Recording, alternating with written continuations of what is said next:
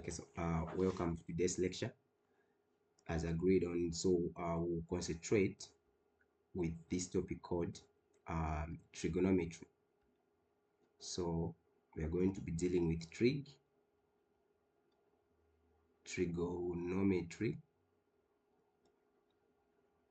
Okay, so this is what we are going to be looking at. So now, what is trigonometry? So trigonometry is nothing but the branch of mathematics which deals with the measurements of sides and angles of triangles and their relationship with each other. That's trigonometry. The triangle, this is a triangle, and these are the sides. These are the sides that we are going to be dealing with. So trigonometry, like what I said, is nothing but just the branch of mathematics which deals with the measurement of sides and angles. So the angles here, these are angles, deals with the sides and angles of triangles and their relationship with each other. The relationship between this side and the angle, the relationship between this side and its angle. So this is what we are going to be concentrating much on. So there are many applications in real life where trigonometry is being applied. Okay, so without wasting much of the time, let's start dealing with this trigonometry. Okay, so now the first part that you have to know under trigonometry is the theory we call the Pythagoras. So this theory here under trigonometry, it's very much important. The theory of Pythagoras. Pythagoras. Okay, theory.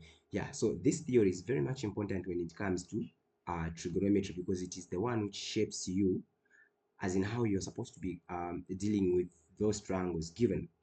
So once you don't have the background of this theory here, meaning trigonometry becomes difficult for you to solve. But if you have the background of this theory here, the trigonometry becomes easy for you because whatever we have to be solving, part of it comes from this theory here.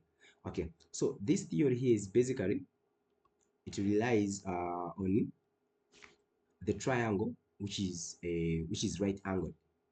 Okay, that triangle which gives you a right angle like this one here. This is where this theory works on. You can only use this theory of Pythagoras on a right angled triangle, nothing else. Okay, so now how does this theory apply on this given triangle, which is a right angled triangle? So this theory, it states that the squares, let me say this is A, this is B, and this is C. Okay, so when it comes, before I state what this theory states, which is the Pythagoras, let me try to explain to you something. So when it comes to trigonometry, the lower cases, like the way they are, we have in this case, in this given triangle, which is a right angle, we have A, B, and C. These are in lower cases. So these ones presents the sides. These ones, they do present the sides or the length Okay, so these, they do present the sides or the length of a given triangle. So if you just see these lower cases, just know that they're talking about the sides. But if you see if you see the upper cases,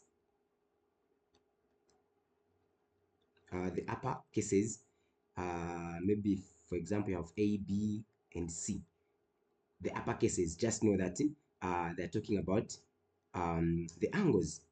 Okay, so in trigonometry, the upper cases represents the angles and the lower cases represents the sides. Yeah, so that's it. Now let's state this theory. What does this theory states? So this theory states that, which is the Pythagoras, it states that um, the square of A, the square of A, this side here is what we call the hypotenuse. Okay, let me just try to write something here before we state again. I give you another clue. Okay, this is the right angle triangle.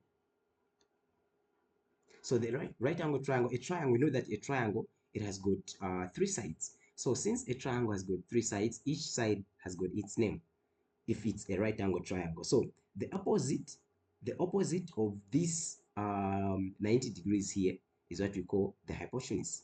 This is the opposite. Then now these two sides, depending on the given angle, these two sides, they're called adjacents or opposite sides. If this one becomes an opposite side, this one becomes an adjacent. If this one becomes opposite, this one becomes an adjacent, depending on the angle that you've been given in that question.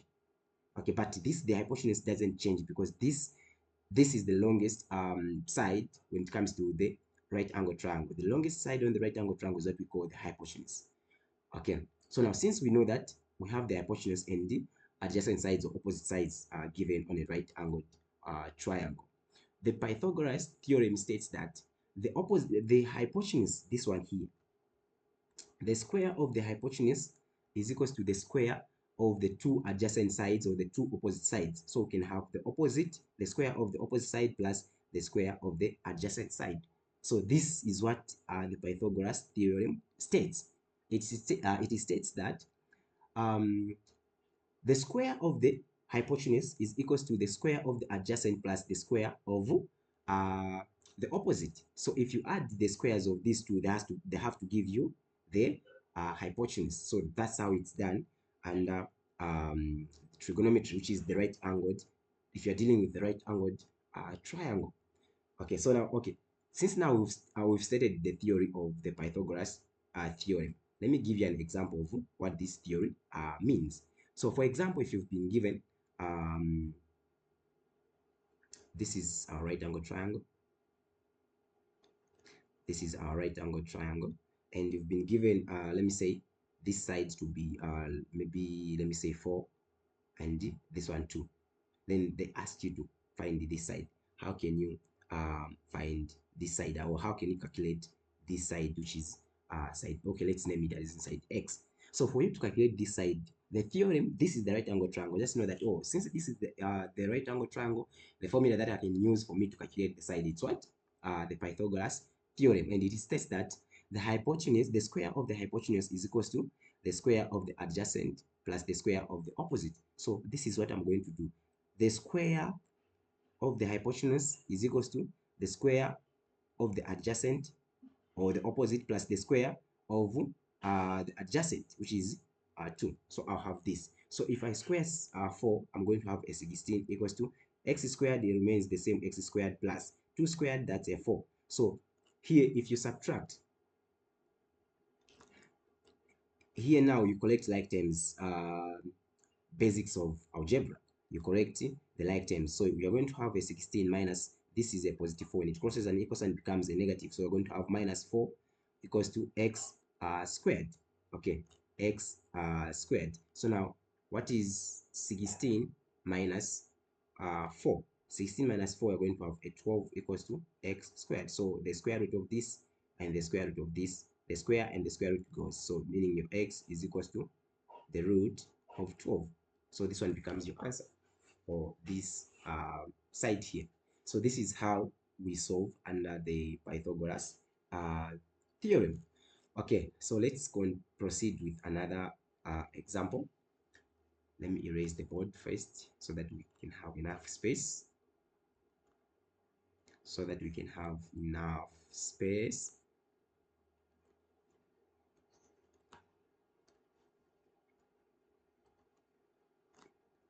Even this theorem can go together with the trig. Now we know that we're dealing with trigonometry, so even the heading, we can erase it. Okay, so now here's the question. Let's move step by step with the questions. Uh, So here is the question. So find the length. Find the length. Okay. So this is example one. Example one. Find the length.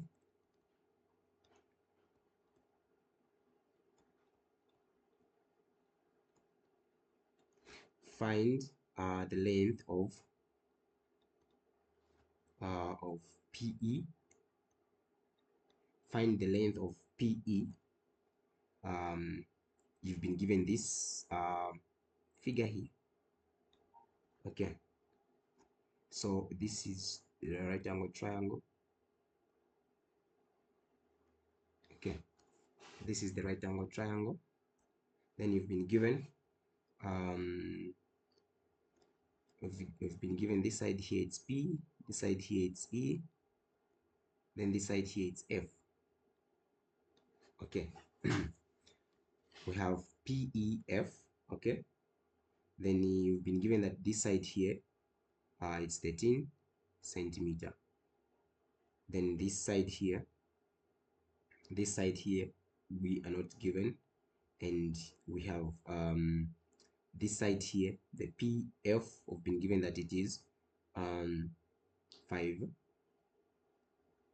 centimeter. Okay, we've been given that it is 5 centimeter. Like what I said, when it comes to these uppercases, these ones, the uppercase letters here, these ones you have capital letter F, the uppercase F, the uppercase P, and uppercase E. So these ones, they do present angles.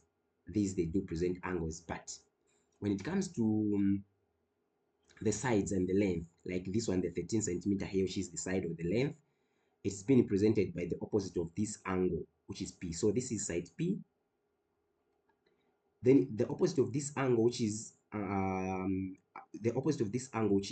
E here, it represents this side here, which is angle side E. Then the opposite of this angle here, which is F, represents this side here, which is F.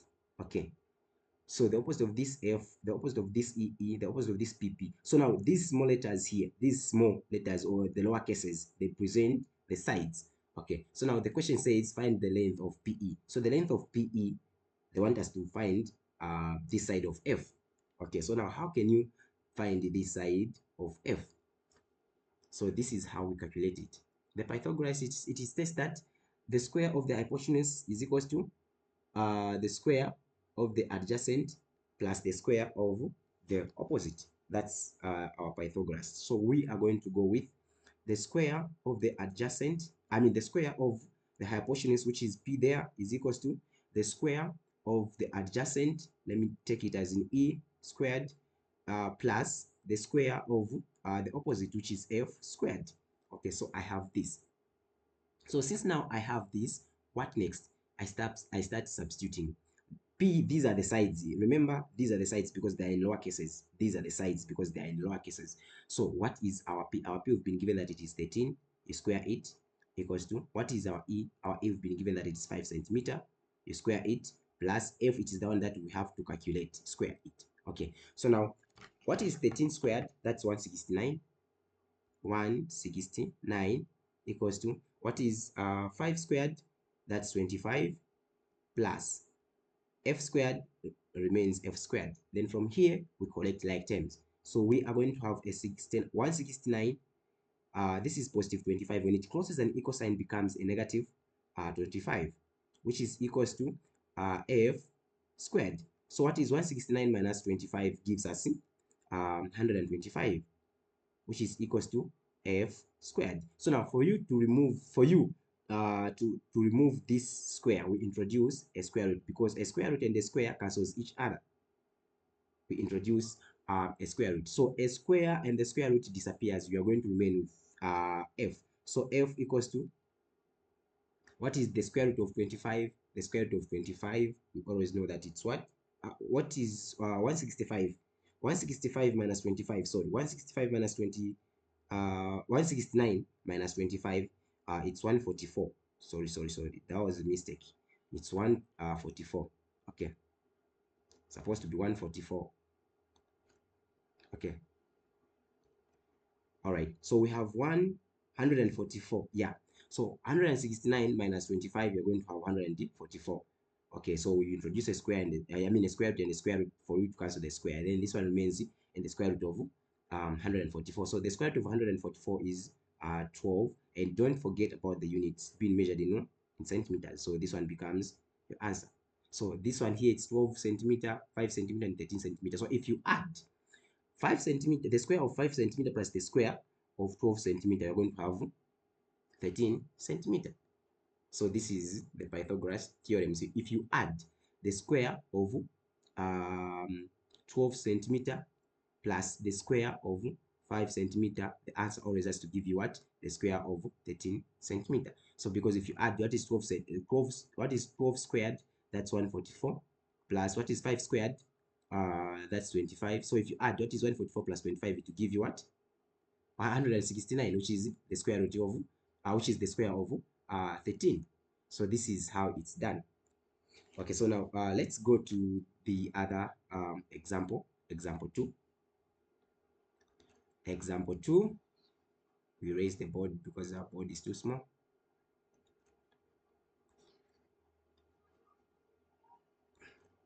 Okay, now this one I'll try to give an example according to more like a scenario question. Okay, so this one is more like a scenario question. Example 2. So this is example 2 now. Okay, so example 2, we have two aircrafts. Two aircrafts. Two aircrafts leave an airfield.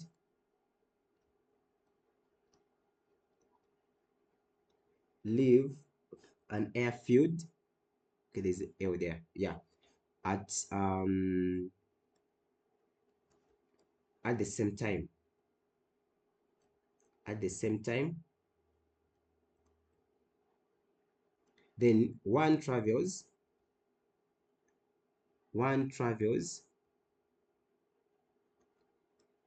due north.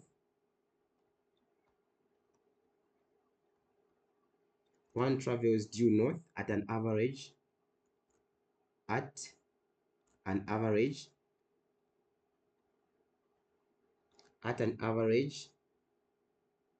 speed of 300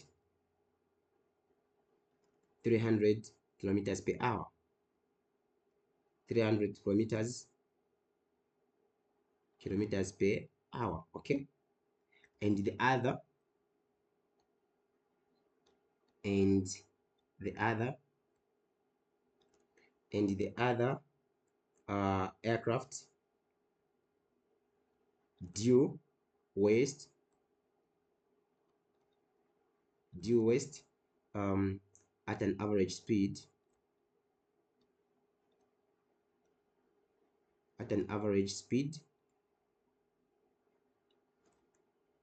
of 200 220 kilometer per hour.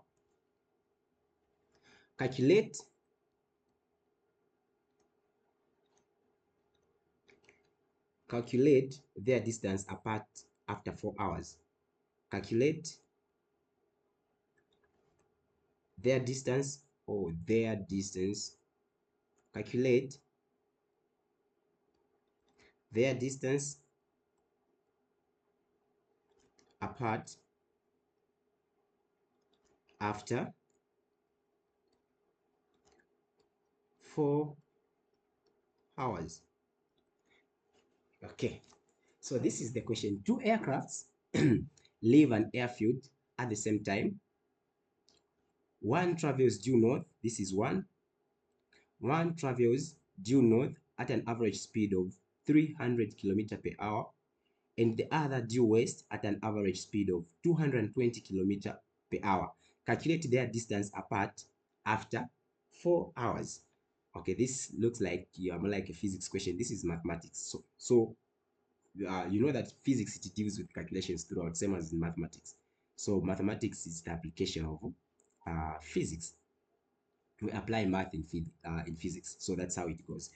Okay, so now since you've been given this question, let's try to analyze it nicely. So after 4 hours, the first aircraft has traveled after 4 hours. Let me try to draw a compass here. This is our compass.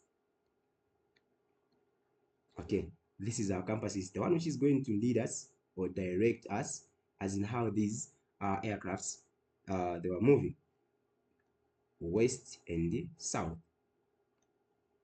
Okay, so west and south. Okay, so now we have these aircrafts moving at the same point, moving leaving, I mean, at the same time, leaving at the same time. Then one travels due north, the one travels due north at an average speed of 300 kilometer, and the other due west at an average speed of 220 kilometer per hour. So calculate their distance apart after 4 hours. So now let's try to find out um, the distance they covered after 4 hours. So now after 4 hours, what distance did they cover? So this one, the first one here, we had, let's try to have this formula. We have speed is equals to distance over time. Okay, so the speed you've been given to be the speed we've been given to the first aircraft that has to travel due north at an average speed. The speed was 300 kilometer per hour. That was the speed, 300 kilometer per hour, which is equals to the distance. That's the one we're supposed to calculate over time taken. It was 4 hours. So over 1, we cross multiply. So the first distance here we had, what is 300? What is 300 by 4? 300 by 4, we're going to have 1200 kilometer, 1200 kilometer. Okay, so this, the 1200 kilometer, it was due what? Due north. This one here, because this one, two aircrafts leave an airfield at the same time. Then the one which traveled 300 kilometer had to go what? Due north. Okay, so now let's try to calculate the other one which had to go due west. So the other one which had to go due west, it traveled 220 kilometers. So we're going to have our 220 equals to the distance that we don't know over the time. It was 4 hours. So if you multiply, what is 220 by 4 hours, we're going to have 880 kilometer. So the distance here, our distance becomes 880 kilometer. Okay, now since we have this one here, 880 kilometer. So now since we have this one here, now the question says calculate their distance apart after 4 hours. Their distance apart after 4 hours. This is where now where the Pythagoras theorem comes in. Uh, so this is how we can solve with the Pythagoras theorem. So they had to leave. This is the point. Okay, so we had this point here. Okay, so this is the airfield. So this is the airfield. Okay, we have the airfield. Okay, so now since this is the airfield, they had to leave at the same time. So the one travels due north. The one travels due north here. Okay, at an average speed of 300 kilometer per hour. But when it travels for 4, they have been calculate their distance apart after 4 hours. So after 4 hours, this one traveled 1200 kilometer. Okay, it was due north. Then since they had to leave at the same time, this is the airfield. Remember, then the other one traveled due west. After 4 hours, it covered the distance of 880 kilometer. Okay, so we have this now. So now they say now calculate their distance apart after 4 hours. So this is the distance that we have to calculate. So meaning this one becomes what? Our right angle triangle, and we calculate this distance. This is so sweet. So now this is the distance that we have to calculate. How can you calculate the distance? Because this is the distance which makes these two aircraft to be apart after 4 hours. Okay, so let me just try to draw it nicely here. We are going to have something like this. Okay, so this is our right angled, and we have 1200 kilometer, and this is our 880 kilometer. They want us to calculate this distance here. So this distance that they want us to calculate is what we call the hypotenuse, and the Pythagoras theorem states that the square of the hypotenuse is equals to the square of the adjacent side plus the square of the opposite side. Okay, so now if I have to name these, as in we have A, B, and C. meaning this one becomes my B, this one becomes my A, and this one becomes my C. Okay, so we have something like this. Then from there now we apply the formula. So this is the formula that we are going to use. Let me just erase this one. So this is the formula that we can use. The square of this one B here, the square of B, so it will be the square of B is equals to the square of A plus the square of C. Okay, the square of A plus the square of C makes it the square of B. So the square of B is equals to, what is the square of A? It is 1200 kilometer, plus what is the square of C? It is 880 kilometer. So now if you add squared, okay, so we are going to have the square of B is equals to, what is 1200 squared plus 880 squared. We are going to have 2 million. We're going to have the bigger value, like 2 million 200 2 million 214 thousand 400 400 kilometer.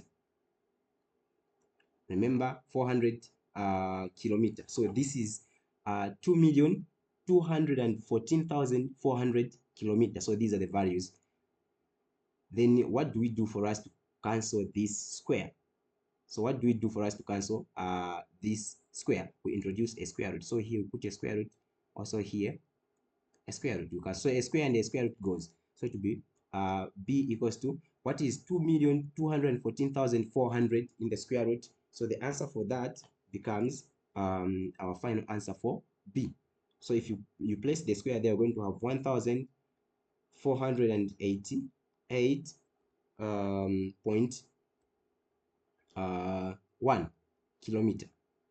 So this one becomes the distance which was apart between these two aircrafts. So the distance, it was 1,488.1 kilometer. That was the distance which was apart between these two aircrafts. So that's how you solve or analyze an application, the question which deals with, that's how you analyze or solve questions which deals with trigonometry if it's part of an application. So this is just part of an application, like you apply for what you know under trigonometry. It really helps. So like these are the questions that you're going to be finding in an exams, the scenario questions, whereby they give you a scenario, then they try to test you to see if you are able to apply of what you've learned, or you can't apply, because you find that the others who just like mastering things to say, me, once I just know this, then I'm good.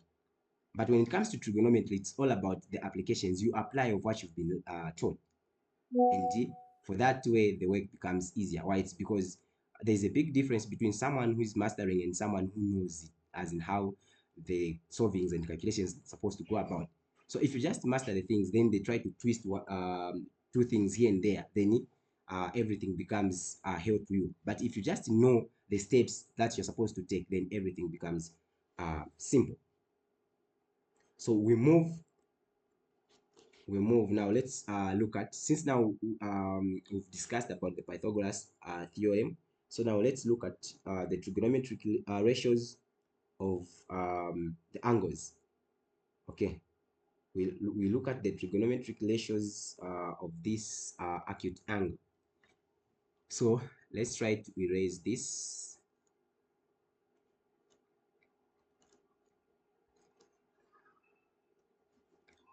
We can have space here. We look at the trigonometric ratios.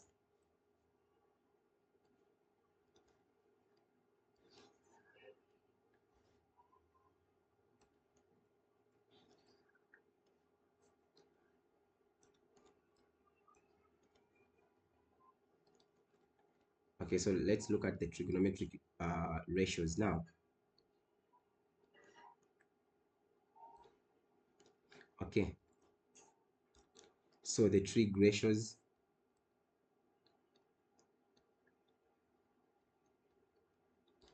Okay, so the trigonometric ratios. So these ratios here, they refer to the right angle triangle. I'll draw the right angle triangle here.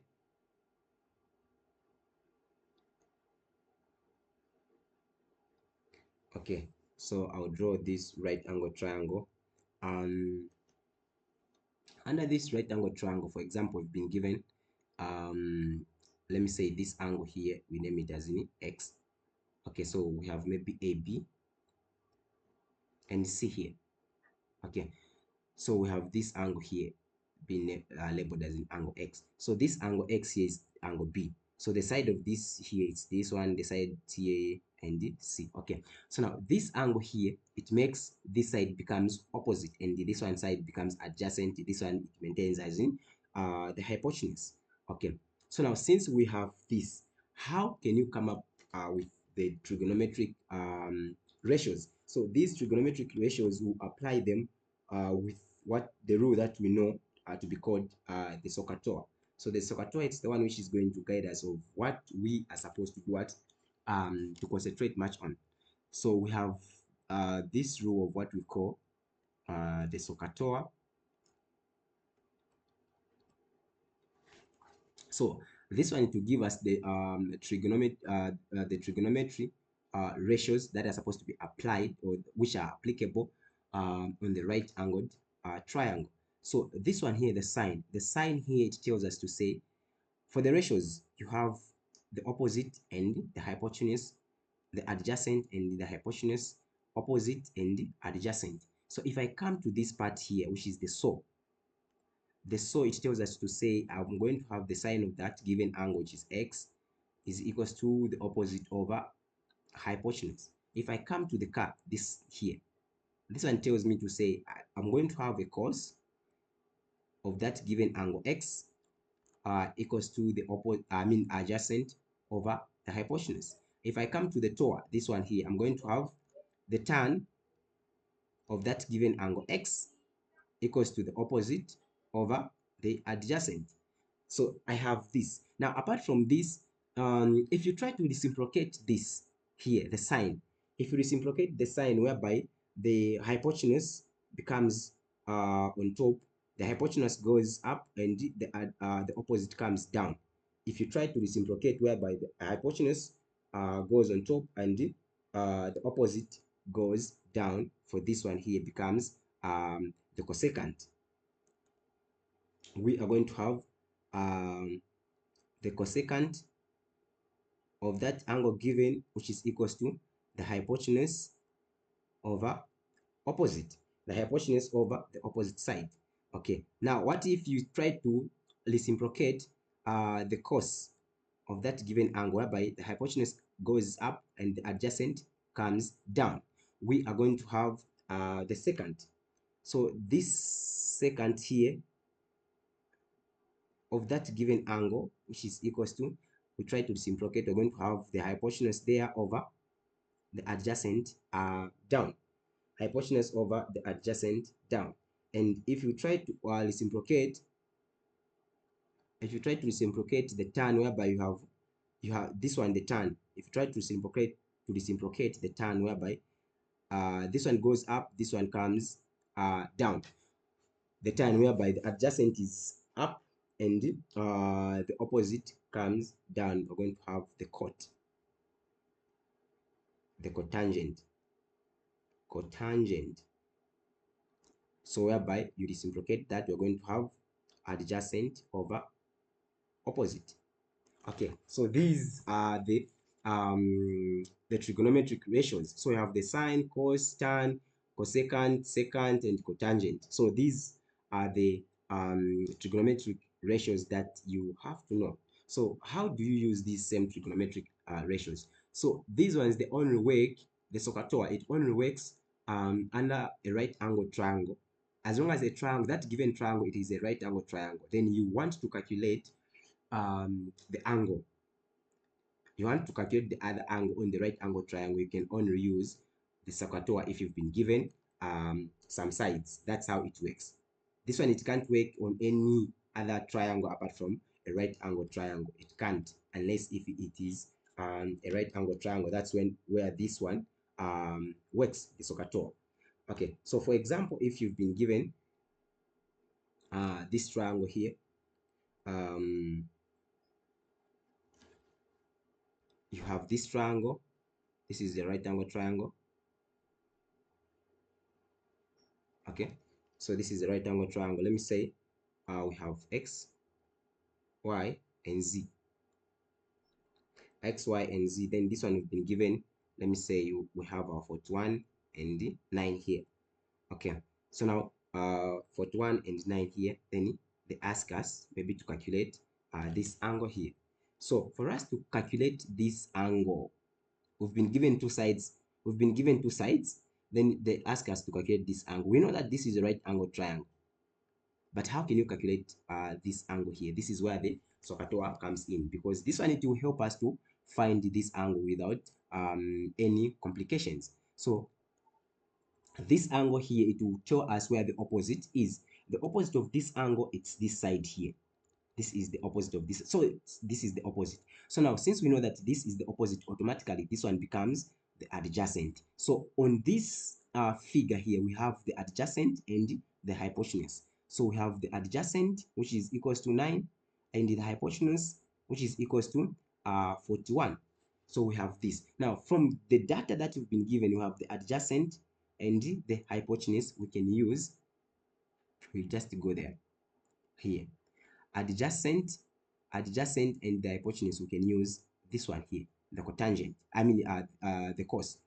This one here, the adjacent over hypotenuse. So this is what we are going to use. So if you come here, it will be the cos of angle x is equals to adjacent over hypotenuse. So the cos of angle x is equals to, what is our adjacent? That's 9, over what is our hypotenuse? That's 41. So over 1, you cross multiply. This is the basic algebra. So from there now, what is cos x times 41? We're going to have cos x 41 equals to, okay, sorry, I've made a mistake. This is the love of, enjoying calculations, whereby you just want to be solving and solving and solving and solving. Then you realize at the end to say what you've been solving, you've just been repeating the same thing. So if you do cross multiply here, you're just going to repeat the same thing, whereby here again you have to divide. No, okay. So now from here, we can make the work easier. We can make the work easier. Let me just try to wrap this. We can make the work easier instead of repeating the same thing. Okay, so now let's try to substitute to have cos x. The cos of that angle equals to adjacent, that's 9 over 41. So let's try to patch that on the calculator. That is 9 you divided by 41. You are going to have the value 0.2. You're going to have the cos equals to 0.219512. It goes. Then if you press shift and cos on the calculator, you are going to have the 77, meaning that angle is equals to 77.3 degrees. So if you round it to the nearest whole number, it's just 77. But if you leave it the way it is, it is. But if you leave it the way it is, it will be 77.3. So meaning this angle here becomes, this one here becomes 77 degrees. Oh, what have I done?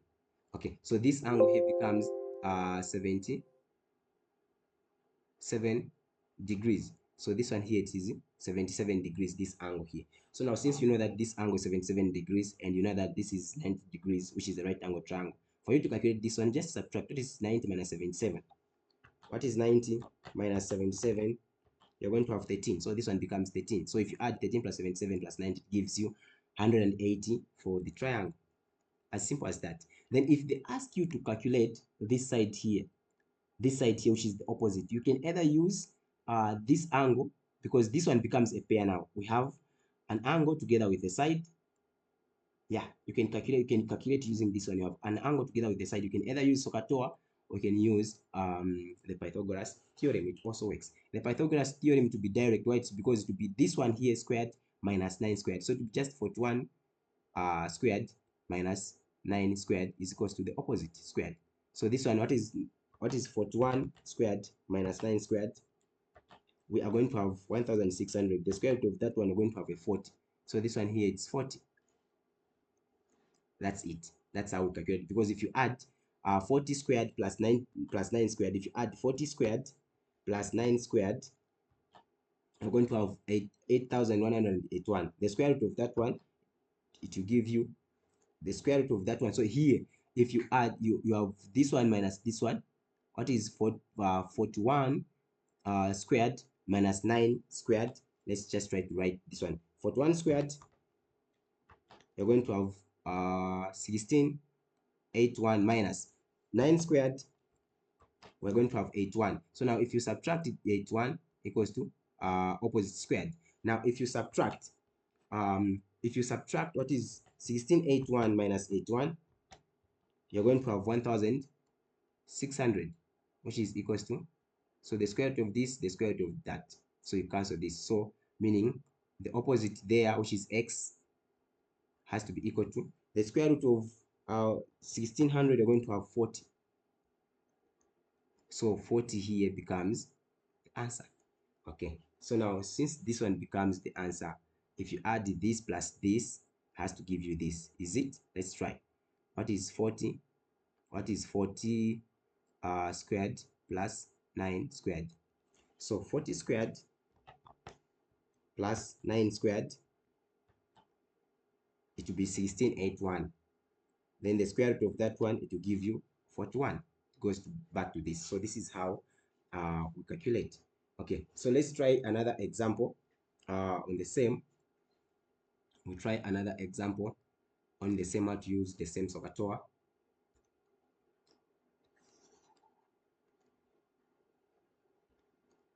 How to use the same SOHCAHTOA.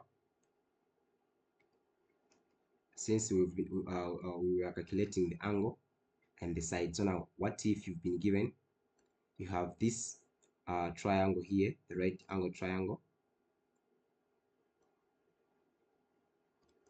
Then this is x here. We have 3 and 2. Then they ask you to calculate, let me say, this side here. No, let's calculate this angle. Yeah, they ask you to calculate this angle here, angle x. So how can you calculate this angle x? We said that SOHCAHTOA only works under a right angle triangle. So how do you calculate this angle x? So the opposite of this angle is this one. So this one is the opposite. Automatically, this one becomes what? The adjacent. This is the hypotenuse. The hypotenuse is the one within the opposite of the right angle. Okay. So since this one is the adjacent, would be adjacent is equals to 2. What about adjacent is equals to 2, and you've been given the hypotenuse there, which is what? 3. Okay, so now from there you can use still the cos. Let's try something different with the sine. Okay, let me try to put a 3 here. Let me try to put a 3 there. Try something different. Okay, yeah, so we have this. So the opposite of this angle, this is the opposite, and this one is what? The adjacent. Opposite and adjacent. So now since we have the opposite and the adjacent, this is the hypotenuse. They want us to calculate this angle. You have the opposite of this one, it's here. So opposite is equals to 3. Then what I was supposed to calculate, was supposed to calculate what's this? The value of this angle here. The value of this angle, this is how we're going to calculate to get this side here, which is the adjacent. Adjacent is equals to 2. So we go where there's opposite and adjacent, which is the tan. So it will be the tan of the angle x given is equals to opposite, that's a 3 over adjacent, it is 2. So there, if you divide, what is 3, you divide it by 2, you're going to have a 1.5. Then you place 1.5, so we're going to have tan angle of x, which is equals to 1.5. So if you press shift, then the tan of that, you are going to have 56.3. So meaning x is equals to 56.3 degrees. Okay, so this one becomes 56.3 degrees. So for you to get this other side here of the angle, you just subtract What is 90 minus 56.3? You get this side here. That's how we do it. And if you add this plus this has to give you 180, the total of a triangle. Okay. So now what if they ask you to calculate this side here? They ask you to calculate this side using SOHCAHTOA. How can you do it? It's done as well. So you can also calculate that other side using the SOHCAHTOA. Let's try it. We'll see how it goes. So if you want to calculate this side, which is the hypotenuse, using the SOHCAHTOA, so using the SOHCAHTOA, this angle is calculated to be 56.3. Okay. So since we know that this angle here it is 56.3 degrees, so say the opposite of this side here, it's not given. We're not given this side. Okay. Yeah, we are not given this side. So this is just the question. So find this side here. This side. Okay. So the opposite of this angle here is this. So we have opposite is equals to what? 3. Then we want to calculate this one. The hypotenuse, we don't know. It's the one that we have to calculate. So we have opposite and hypotenuse. We go back to the SOHCAHTOA, opposite and hypotenuse, which is what? The sine. So we go with the sine of the given angle x is equals to opposite over hypotenuse. Okay, so since we have sine of the given angle x equals to opposite over hypotenuse, what is that given angle? We've been given that it is 56.3 equals to here. What is the opposite? The opposite, we've been given that it is 3 over. The hypotenuse is the one that we have to calculate. We name it as in x. So this one over 1, then we do what? We cross multiply. Okay, we erase this part. Okay, so we cross multiply. So we're going to have sine of 56.3x is equals to 3. Then we divide throughout by sine 56.3. Also here by sine 56.3. So we cancel sine 56.3 and 56.3 goes, you remain with x. So x is equals to, what is 3? You divide it by sine 56.3. You're going to have 3.6. You're going to have 3.6. So 3.6 here becomes your answer for the hypotenuse. So this side here becomes 3.6. So this is how we calculate. This is how we calculate using the SOHCAHTOA. Okay. So now, since we've dealt with the Pythagoras theorem, how to calculate the sides, and once that same right angle triangle, they have introduced the angles, we can use SOHCAHTOA. And SOHCAHTOA, you can use SOHCAHTOA for both. If you want to calculate the angle, and if you want to calculate the side, it can only work if you have a pair. It's the side together with it's the side together with the given angle. You have the angle and the side. Then you want to calculate the other side or the other angle. You can use SOHCAHTOA. It's only difficult if you want to use SOHCAHTOA. Then you don't have a pair there. Maybe something like this. This is the angle 56.3. Then they give you this side here 2. How can you calculate? How can you use SOHCAHTOA? This is 56. So say the opposite of this angle here is, this is the opposite, but this one is the adjacent. So say opposite is equals to, you don't know. Then the adjacent is equals to 2. So you have the tan. You have the tan. So you have the tan of that given angle equals to, you see how it works. So this one here, this is how you go about it, because this is how the SOHCAHTOA works. So you just from what you've been given on the triangle, just try by all means to figure out which one is the opposite and which one is the adjacent. The hypotenuse is already known. Okay, so if this one is the right angle triangle, this one becomes the hypotenuse. Now let's look at the triangles which doesn't have what, which doesn't have the triangles which are not right angle triangle in nature. It's just a triangle. It doesn't have the 90 degrees. How can you calculate that? So this is what we are going to concentrate now much on, because this is where most of the questions for the grade 12s comes from. Okay, so they just fire you with a question to say, no, calculate the shortest distance, calculate this angle if you've been given what and what. So that's how the question comes. So now let's look at the same. We'll see how far we can go with the same calculations. Okay, so now the other thing that we have to talk about or look at, it is we'll start with first the sine. From the sine, rule, we introduced the cosine. From the cosine rule, then there we can know how to calculate the shortest distance and how to calculate um, the shortest distance and how to calculate um, the areas. Yes, the areas, the shortest distance, and the sides given. So this is what we are going to be dealing with. Okay, so now let's try by all means like to move away from using the trigonometric only with the right angle triangle, and instead let's look at how we can find unknown values of for triangles, which can be of any shape and size. Okay, so the triangle does not strictly have to contain an angle of 90 degrees. No, a triangle, we're not supposed just to have a triangle of 90 degrees. No, a triangle can be any. Okay, maybe here we have maybe 40.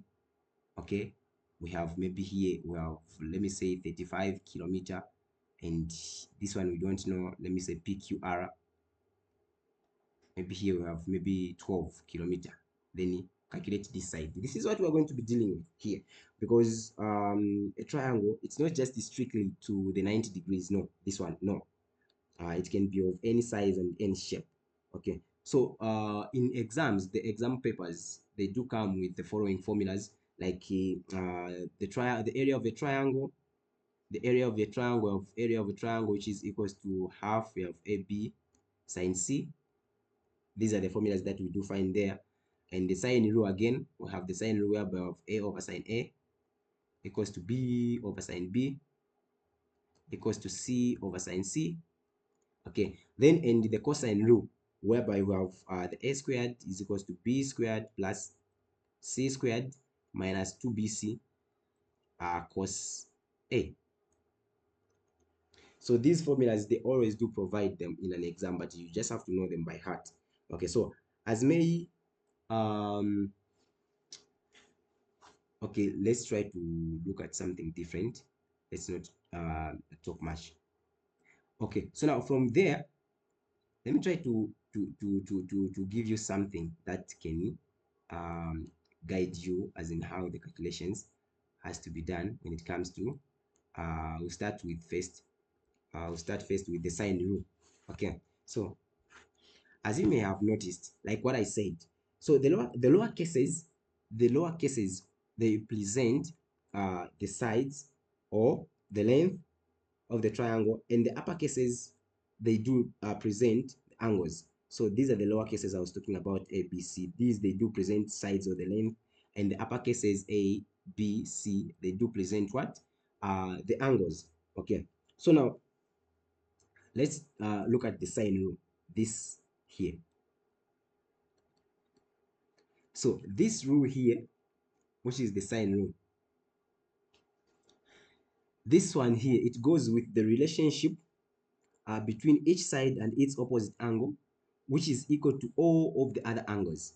And this can be a very useful technique, as it will always allow us for unknown sides and length to be calculated. So the sine rule can really be split into three different equations, like the ones I wrote there. We have A over sine A equals to B over sine B. It can be equals to C over sine C. It goes. Okay, so you can have A over sine A is equals to B over sine B. It ends there. A over sine A is equals to C over sine C. It ends there. Or B over sine B is equals to C over sine C. So these here, they are the sides or the length. Then these here are what we call the what? The angles. Okay, so for example, if you have a triangle which looks like this, oh, you have a triangle which looks like this. Okay, so we've been given maybe here, we've been given to be 39 here degrees, and this is let me try to draw something representable. Okay, so this is a triangle here.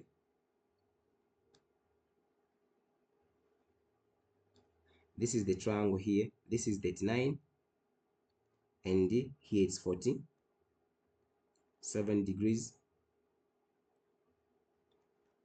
Okay, then this part here, let's name it as in A. Then you've been given that this side here it's 16.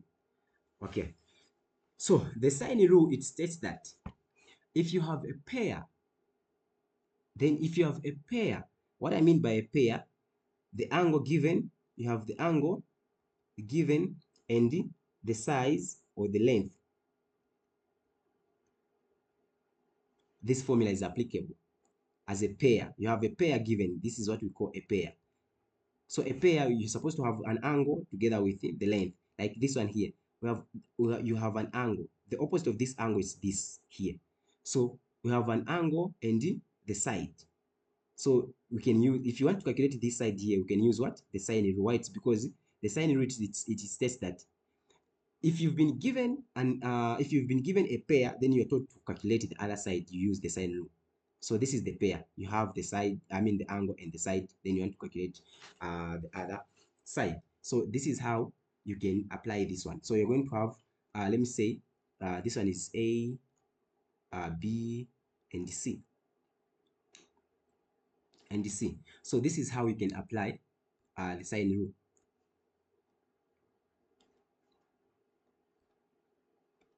Okay, so this is how we can apply the sine rule. We say this is the pair that I have. I'll start with the pair. So I'll start with C over sine C, which is equals to, this is what I want to calculate. So this is my A. So A over sine A.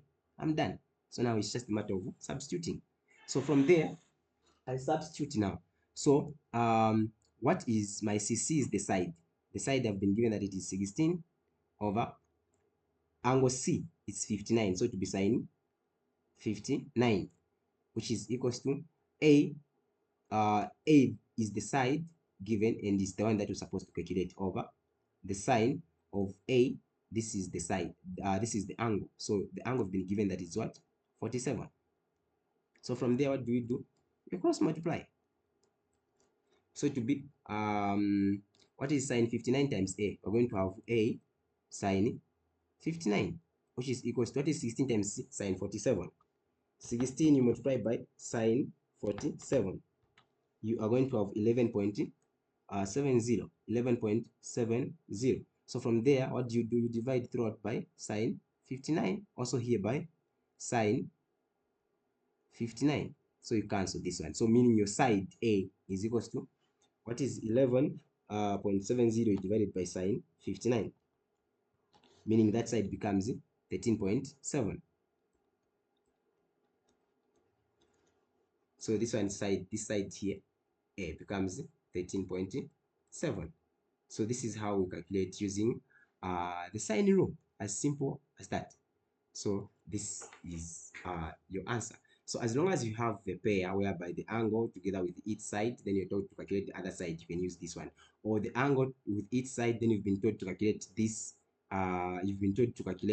angle. As long as that angle that you want to calculate, it has got the side, then that's it. You can apply the sine rule. So that's how it works. So using the sine rule, all that we need to really do is to label on the correct sides and angles that are carefully been given, like these ones here. Just label them and know to say, okay, is this a pair? This is the pair that I've been given. Okay, so from the pair, I'll have this. That's it. You are home and dry. So now, what if you've been given? Let's try another example. We'll try another example. You've been given something like let me try to erase this part here.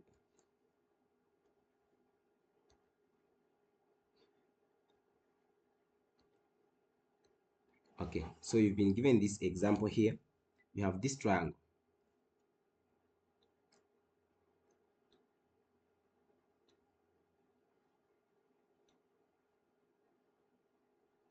Okay, you have this triangle here, 76. You have 76,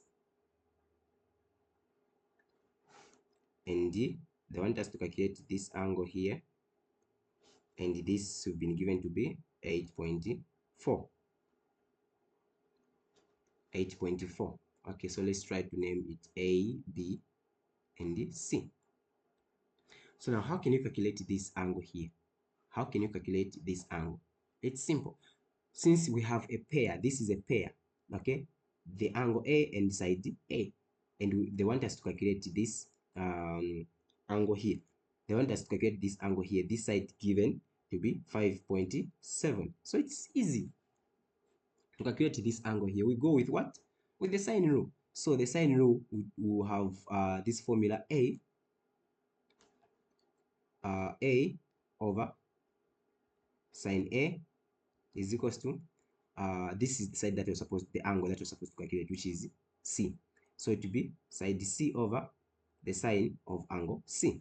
Okay, so from there, what is our A? A, remember, this is the lowercase and it is the side. So we have 8.4 over sine of that angle A, which is 76, equals to C is the side given, which is 5.7 there, over sine angle C is the one that we want. From there, we do cross multiply.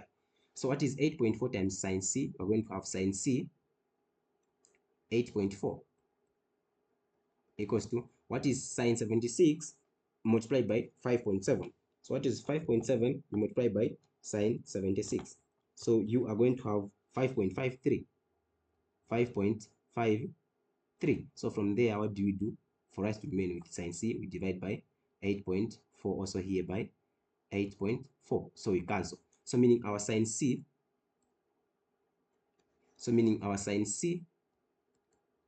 is equals to, so 5.53 divided by 8.4. We are going to have 0.65, it goes 0.65 841 it goes. So if you press shift, then the sign, you're going to have your angle there, which is 41. So your angle C is equals to 41 degrees. So this one becomes your answer. So this is how we calculate when it comes using the sine rule.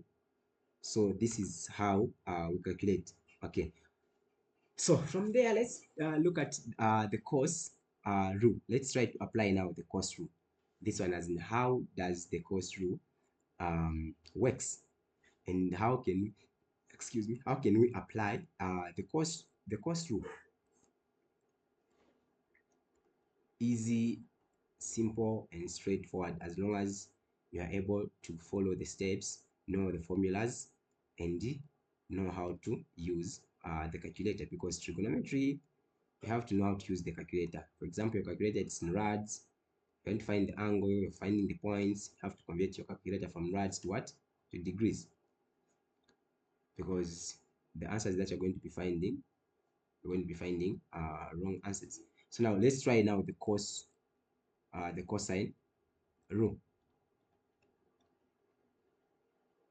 Okay, so from the cosine rule, this rule uses the same labeling of the triangle. This is the triangle. Let me say you have the triangle like this one. Okay, so I'll name this angle as in 58. 58, this one is 6 centimeter, and this is the distance x, and we have 5.6 centimeter. Okay, so now this one, it also uses the same labeling of the triangle as we used for the sine rule, where opposite pairs of angles and sides are given the same letter, but the side is lowercase and the angle is the uppercase. So for example, if I name this as in A, B, and C, meaning this C here, if it's the uppercase, as in the uppercase, the way it is here, it represents this angle. This B as in the uppercase, it represents this angle. This A as in the uppercase, it represents this angle here. But the lowercase, it represents the sides. A lowercase, the opposite of this angle, it's here. So this is our A. B, the lowercase, has to be here. because that's the opposite of that angle. C, the lowercase, has to be here because this is the opposite of this angle. So this is how it goes. So now, when it comes to the cosine rule, things are a little different with the cosine rule, as we can find an unknown side length without knowing any complete of pair opposites. We can calculate this. There's no complete of pair opposites that we can use to calculate the cosine rule. So we do, however, need to know both of the other sides or length and the corresponding angle to the side we wish to work out. Like this one here. This is the angle, then this is the side that we wish to do what? To calculate or to find. Then we have these two sides given there. The cosine rule works. As long as there's no there's no pair here, we're not given any pair. Okay, so what I mean by a pair, an angle together with a side. This is an angle, it doesn't have a side. This is the side, it doesn't have an angle. This is the side, it doesn't have an angle. So we don't have any pairs in here. So the cosine rule works. So the two situations where the cosine is useful, it's one whereby the first one whereby when we know let me try to make this. When we know two sides,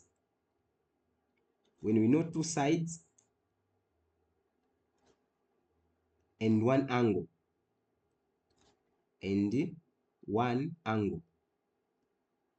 we know two sides and one angle but not pairs,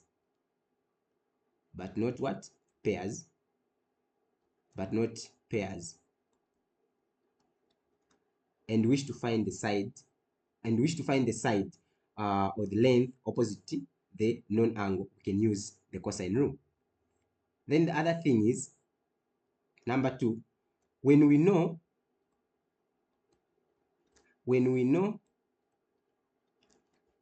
all three angles, when we know all three lengths, so all three sides or length,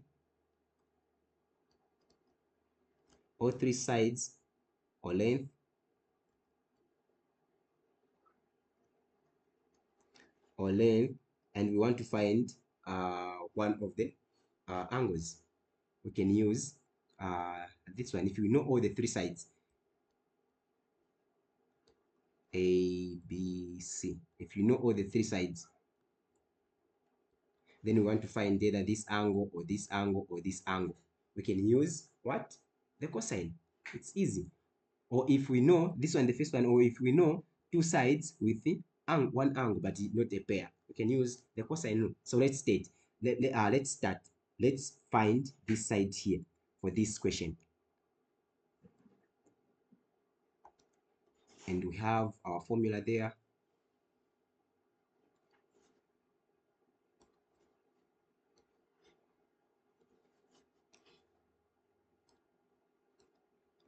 Okay, so with this one here, we'll go. So the formula for cosine of a squared is equals to b squared minus, plus c squared minus 2bc cos a. So from this formula here, the a squared, this one, it's always the side that we have to calculate. The b side, b squared, these are the two sides that we have to do what? These are the two sides, the two given sides, okay? Then the cos a, this is the angle that we start with. This is the the angle of the side that we have to calculate, okay? So from there now, our s squared, this is the side that we have to calculate, which is our x. So here, in this figure here, this is the formula that you're supposed to use. C squared is equals to a squared plus b squared minus 2ab cos c. In this figure here, this is what we are supposed to use. So what is our c squared? Is the one that we're supposed to calculate. C squared is equals to, what is our a squared? Our a squared, that's 6 square, plus b squared, that's 5.6 square, minus 2, open bracket, a, that's 6, you multiply by b, that's 5.6, you close, okay? So we're going to have cos, what is our c? C, we've been given that it is 58. Okay, so now from there, what do we do? From there, what do we do? Just use the calculator and find the values there, because we've got the squares, and the cos of that angle given, which is 58. Okay, so now we're going to have c squared is equals to 6 squared, that's 36, plus what is 5.6 squared? We are going to have 31.36. 31.36 minus 2. What is 6 times? What is 6 by 5.6? We're going to have 33.6. 33.6 cos 58. Okay, so now c squared is equals to this one here, 36. What is 36 plus 31.36? We're going to have 67.36. 67.36. When it comes to this question, try to solve step by step, because they give 5 marks. Then they can't just give you 5 marks if you do shortcuts. From you write the formula, from the formula just go direct to the answer. They can't give you 5 marks. So try to follow step by step. Okay, so at least you can gain marks, and then they'll be like oh, okay, this person knows what he or she is doing. So we have 36 plus 31.36. We're going to have 67.36 minus, what is 2? 2 you multiply it by 33.6. You're going to have 67.2. 67.2 you multiply by the cos 58. So if you multiply by cos 58, we are going to have 35.61. So it will be c squared is equals to 67.36 minus 35.61. So now it will be c squared is equals to 67.36 minus 35.61. What will be our answer? So it will be 31.74, 31.75, 31.75. Then the square root of this, also here the root of this you cancel. So the square and the square root goes, so you're going to remain with the c. So meaning c is equals to, what is the root of 31 point, what is the root of 31.75? We're going to have 5.6, 5.63. So we're going to have 5.63, 5.63. So this one here becomes 5.63, okay, centimeter. So that was the difference in there. This one is 5.6, this one is 5.63. So that's how we calculate using the cosine rule. So there's nothing like making shortcuts or doing what. If the question says 5 marks, try by means to follow the steps, and these are the steps that you can use. So that's how we calculate under the using the cosine rule. Okay, let's try to solve this one. Let's try to solve maybe let me say this part here. Okay, let's try to solve this angle x. Okay, so now how can you calculate this angle x using the cosine rule? Because the cosine rule states that it's supposed to be given 3 sides or 3 lengths, 3 sides or 3 lengths. Then you've been asked to calculate one of the angles. So one of the angles that you've been asked to calculate is angle B. So how can you calculate this angle B? Okay, let's try to see how far we can go with this. I'll erase this part as usual. Okay, so we have this one here. So this is our angle. Okay, let me just try to copy it here so that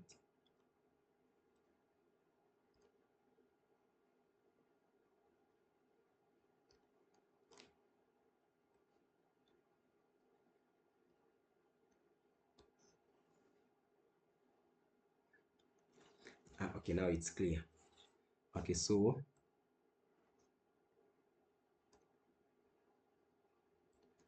so this one here, it's 5 centimeter, 5 centimeter,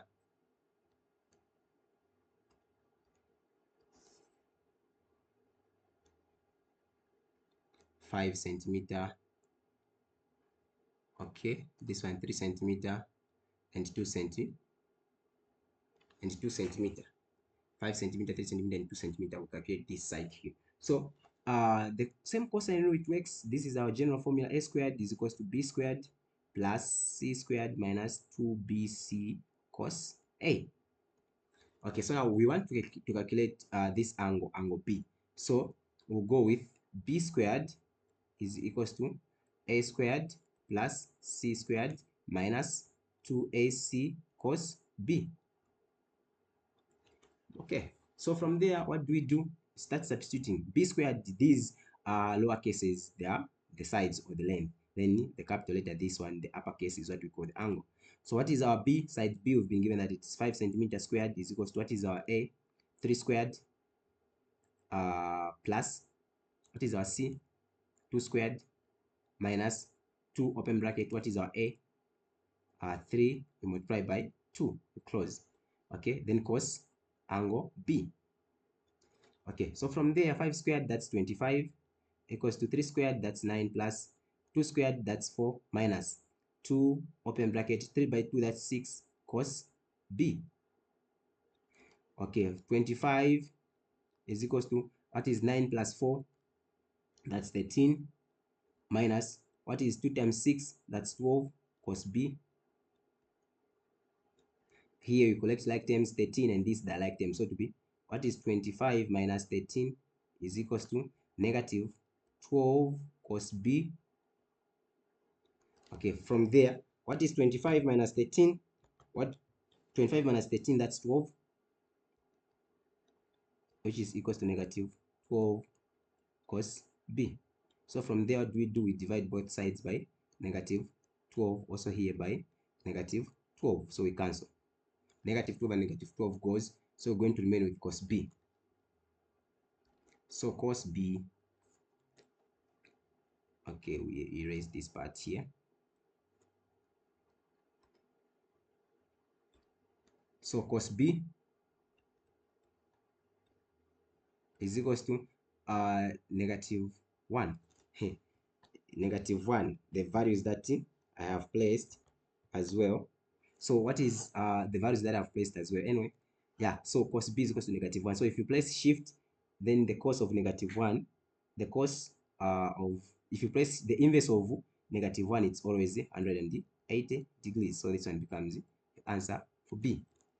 So this is how we solve. Okay.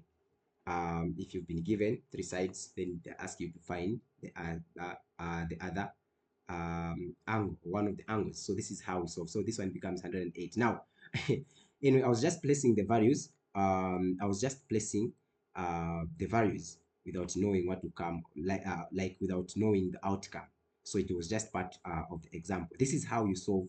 And if you solve in this way, you're going to, if you solve in this manner, you're going to find that this angle has to be 108. We know that a triangle is up to 108 here. They can't ask you, like they can't bring these values to try by means like to confuse you. A triangle is add up to 180 degrees. If you add this plus this has to give you 108 degrees. That's the concept. That's the rule of a triangle. It's always 108. But to my surprise, after placing these values knowingly, this angle came out to be 180 degrees. Because this is the total angle. This is the total angle of it for the whole triangle. If you add plus this, meaning this angle is 0 degrees, also this one is 0 degrees, this one is 180. So if you add this one, this one, this one, it's going to give you, anyway, nothing like that can happen. Okay, so it was just part of the example to show you how it works when it comes in terms of, you've been given 3 sides, then they ask you to find one of the angles from that same given triangle. This is how you calculate and this is how you solve it. Okay, this was a good example. I love it. Okay, so now let's move to the other area. So let's try to look at it as in how we are supposed to be calculating areas when it comes to the triangles. Okay, how do you calculate the area when it comes to the triangles? The area of a triangle. So when it comes to the area of a triangle, Okay, area of a triangle. So now, when it comes to the area of a triangle, um, when it comes to the area of a triangle, I'll start with the right angle triangle. This one here. If you want to calculate the area of a right angle triangle, I have 2 and 4 here. Okay, if you want to calculate the area of a right angle triangle, area is always equals to half BH. As long as it's a right angle triangle, this formula works under a right angle triangle. So in that scenario, you're going to have area is equals to half. What is our B? Half. This one becomes the breadth, the height. And that's how we do it. So the breadth we don't the breadth we don't have it. So this one becomes your breadth, then this one becomes your height. Okay, so now you find this one. How do you find this one? You use the how do you find this one? Use the Pythagoras theorem. So to be 2 squared, no, this one has to be 4, this one 2, because the hypotenuse is always the longest side, so 4 2. So to be 4 squared minus 2 squared, you're going to have this side here. Okay, then so from there you can have 4 squared minus 2 squared. So 4 squared, that's 16, minus 2 squared, that's 4. So what is 16 minus 4? What is 16 minus 4 going to have 12? So this one is the root of 12. Okay, so here meaning the breadth, it will be the root of 12 multiplied by the height, that's a 2 there. Okay, so 12, this one, the answer of this, you multiply by 12. So the root of 12, you multiply by 2. So meaning you're going to have something like 6.9. So it will be half, you multiply by 6.9. So if you multiply 6.9 times half, which is it will give you 3.46. So 3.46 becomes your area. So that's how we calculate. So always the formula of the area under the right angle triangle, its area is equals to half BH. So this one is your breadth, then this one is your height. Then just do the matter of substitution. Now, if it's not a right angle triangle, we've been given any triangle, you use this one. Area is equals to half AB sine C. Okay, this is the formula that you are supposed to use. Area is equals to half AB sine C. Okay, so for example, this one here, let me say this is 100, this one is 70 degrees, then 70 degrees, then you've been given that this is 2 and 4. Okay, so using this formula here, so to be area is equals to half these two sides being given here AB. Let me say this is our C, then this one is A, and this one is B. Okay, so it will be half is equals to what is our A? That's 4. You multiply by what is our C? I mean, what is our A is 4. What is our B is 2. You multiply by sine C. What is sine C? That's 70. So that's how we do it. So to be area is equals to half. What is 4 times 2? That's 8. 8 you divide it by 4. What is half times 2? I mean, what is 4 times 2? That's 8. 8 when you divide it by 2, that's 4. What is 4? You multiply by sine 70. So 4 by sine 70, you're going to have 3.75, 3.76, 3.76. If it's measured in centimeters, you put your centimeter. You don't forget about the unit. Okay, let me just say the unit here. Don't forget about the unit. So it will be 3.76 unit squared, because it's the area. The area it's always squared. Okay, so meaning the area is equals to 3.76 unit squared. Don't forget about this, about the units when it comes in terms of calculations. The units, they're always important. So this is how you do it. So this one here, area is equals to half BH. It works under a right angle triangle. But this one here, it works not a right angle triangle, but any given triangle. Half is area is equals to half AB sine C. You can use it on any given triangle. So this is how we do it. Okay, so now let's go to the shortest distance. You have there B, A, and C. So this one, you've been given that it is 70. Okay, we have 2 and 4. So now how do you solve this one? If you've been given that, find the shortest distance from C to AB. The shortest distance from C to AB. from C to AB. So you move from C to AB, from C to AB. So how can you go about this one here? The shortest distance is just, you know, from C to AB. I'll just go with the direct path. I reach this destination from C to AB, this one here. So now, since I've used this shortcut, this one always becomes a right angled triangle. Okay, so this one always becomes a right angled triangle. Now, since this one becomes a right angled triangle and they want me to find the shortest distance, so this shortest distance they're talking about, it is, what's this? It is the height, this one here. This is the shortest distance they're talking about. So for me to calculate that height, I'll go with the area. Since I have the right angle triangle being formed there, I'll go with this formula. Area is equals to half BH. And in that case, whereby from the first question, maybe you calculated the area, this area to be 3.76. This was the area you calculated, 3.76. So I'll use the same. So it will be 3.76 equals to half. What is my breadth? My breadth, it's this one here. You get the total. So this total breadth here, you've calculated in the first question using the cosine rule. This one, because the cosine rule, you have two sides with one angle, which is not a pair. Okay, so we calculated this one in the first question, whereby you're supposed to calculate this side AB. So we calculated this side, I don't know, maybe, let me say this side you calculated maybe to be 5.63. Yeah, 5.63. Okay, then the h is the one that we have to do what now, to calculate, because this is the height that we are looking for.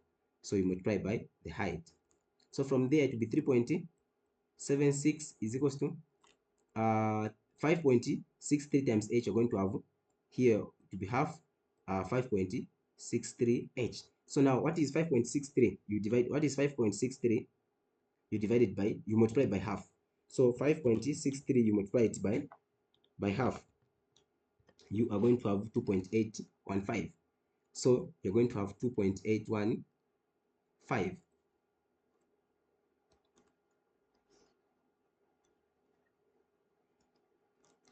You're going to have 2.815. So it will be 3.76 equals to 2.815h. Then you divide there throughout by 2.815. Also here, you divide it by what? 2.815. So you cancel 2.815 and 2.815 goes. So meaning h equals to, so what is 3.76? You divide it by 2.815. You are going to have 1.335. 1.335, 1.335, 1.336. If it was centimeter, that unit being given, this one becomes your shortest distance from C to AB, 1.336. So this one becomes your final answer. This is how you solve it when it comes in terms of um, the cosine under trigonometry. Okay, so we can end here. Thank you.